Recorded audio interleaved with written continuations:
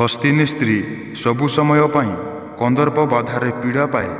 ଅତି ମୋଟା ଦେହୀ, ନେତ୍ରଦ୍ୱୟ ନିଆଁ ପରି ଦାଉ ଦାଉ ଓ ଆରକ୍ତ ବର୍ଣ୍ଣ ଧାରଣ କରିଥାଏ। ଅଳ୍ପ କେଶ ଉନ୍ନତ, କୁଚ ଯୁଗଳ, ନାସିକା ଖୁବ୍ ବଡ଼।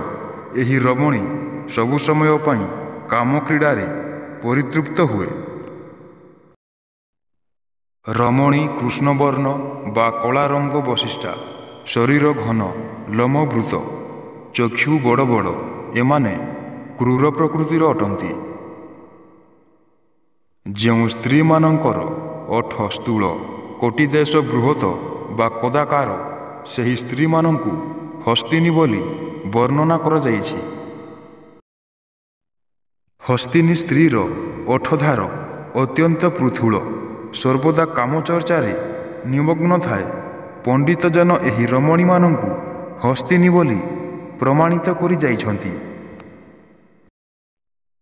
କଦାକାର ରୂପ, ଯାର ପୁରୁଷ ସହିତ ରତିକ୍ରିୟା ପାଇଁ ସବୁବେଳେ ଲାଳାୟିତ, ଏହି ରମଣୀମାନଙ୍କୁ ହସ୍ତିନୀ ସ୍ତ୍ରୀ ବୋଲି ଜାଣିବ। କଦାଚାର ରୂପ, ପରପୁରୁଷ ସହିତ ମୈଥୁନ ଇଚ୍ଛାକାରିଣୀ ରମଣୀମାନଙ୍କୁ ହସ୍ତିନୀ ରମଣୀ ବୋଲି ସମସ୍ତେ ଜାଣନ୍ତି। ଭିଡ଼ିଓଟି ଯଦି ଭଲ ଲାଗିଥାଏ ଗୋଟେ ଲାଇକ୍ କରନ୍ତୁ, କମେଣ୍ଟ କରନ୍ତୁ, ସାଙ୍ଗମାନଙ୍କ ସହ ସେୟାର କରନ୍ତୁ।